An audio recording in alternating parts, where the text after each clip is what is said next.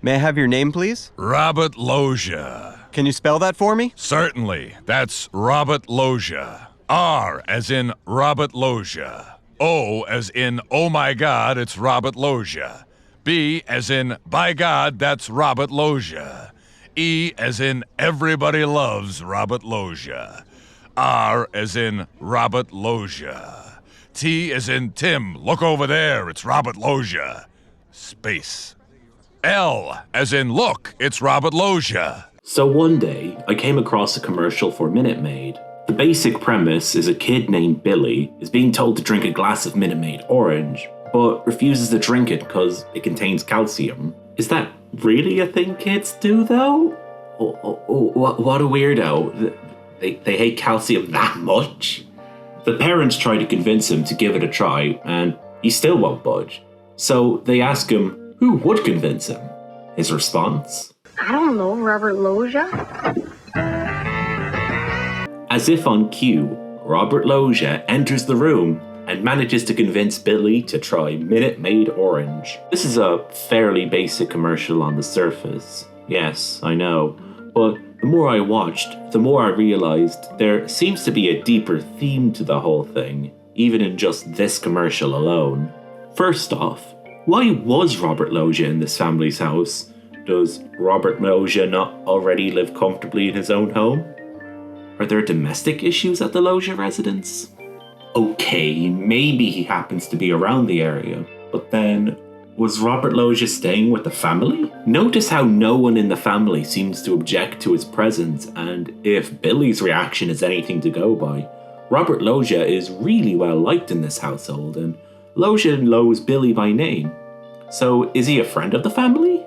It would tie well into why he happened to be at the house in the first place, but even then, this point has a contradiction sagging it. For starters, look closely at Mrs. Billy's mom's face.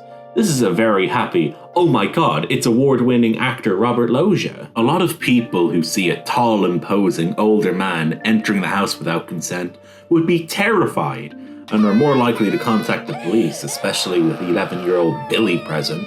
But is Billy's mom not disclosing any potential hidden feelings she's having for Mr. Loggia? In fact, the only one not amused by Mr. Loggia's sudden entry is Mr. Billy's dad, who looks slightly unamused. Does he see Robert Loggia as competition for his wife's affections? Is Robert possibly his wife's boyfriend? Perhaps even Billy's real father? Billy didn't exactly want to trust his dad's supposed well-meaning gesture to just drink the damn orange juice. I did speculate earlier there could very well be trouble brewing at the Loggia house, and so it's possible that Robert and Mrs. Billy's mom are busy committing adultery in the open. But another thing that crossed my mind is, can Loggia teleport? Let's say, hypothetically, there was another situation going on much farther away, and the only way someone can be convinced to do anything is if Robert Loggia can tell them. What happens then? Can Robert Loggia just teleport? Does he run really fast? Is the person's location chipped? Furthermore, how does he know where the cry for someone looking for him originates from? Is the person chipped? At the end of the day, Robert is just a regular actor, but I doubt even he has the prowess to accomplish that. So okay, he doesn't run, but what's not to say Robert can divide himself apart using mitosis? Here's my scientific explanation to try and rationalize this theory, as best as I can, and do keep in mind, I am a rabbit, I think. Going back to what I said, Robert Loggia can seemingly appear out of thin air when someone is trying to be convinced to do anything, but only if the only person that convinced him to do this thing is Robert Loggia. But Loggia himself is but a human. He is bound to internally struggle with himself from time to time, and succumb to the many same vices we all sometimes fall prey to. So who does Robert Loggia turn to when he is in doubt and needs someone to convince him to drink Minute Maid orange juice? Does Robert Loggia just say, no, Robert Loggia? And then, as if by magic, Robert Loggia appears in the room. Robert Loggia is like, whoa, Robert Loggia. Then what happens if that Robert Loggia starts to doubt himself? Does he end up creating his own Robert Loggia? Basically, this whole Loggia incident is one big infinite loop, and so many Robert Loggias have just spanned from this incident, Which then brings to point another question. How do we know that Robert Loggia featured in the Minute Maid commercial is not just another one of Robert Loggia's clones? Additionally, does each Robert Loggia clone have a unique personality? What's not to say the Robert people knew and loved in his movies is just another clone, and that another Loggia clone is just working at a Wetherspoon's worth serving another clone pints? In fact, is the Robert Loggia we see in the Minute Maid commercial the real Robert Loggia? Or is it a freshly hatched clone brought about by Billy's weirdo aversion to drinking orange juice with calcium in it? In fact, does Billy's mom truly see affections for Robert Loggia? Or merely this version of Robert Loggia?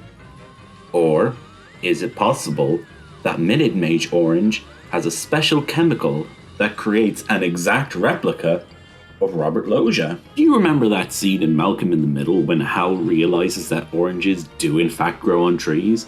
And if that's the case, then why is orange juice so overpriced? Maybe that's why, and perhaps, maybe Hal was ahead of the curve.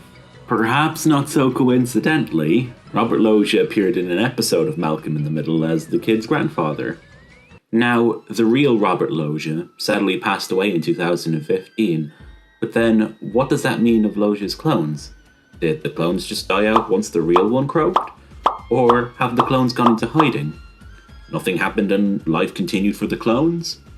Or maybe there is another possibility, and almost solid proof that suggests it's entirely possible Robert Loggia really can create clones.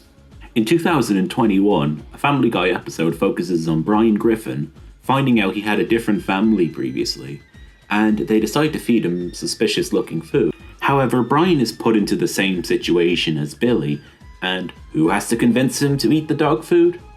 You're goddamn right. I don't know, Robert Loggia? Whoa, Robert Loggia! Mrs. Henderson is right.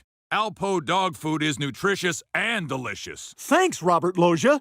Keep in mind that Loggia had died a good while ago, so if Brian was never aware of everything I have been discussing, then how else did he manage to bring Loggia into re-existence, so to speak?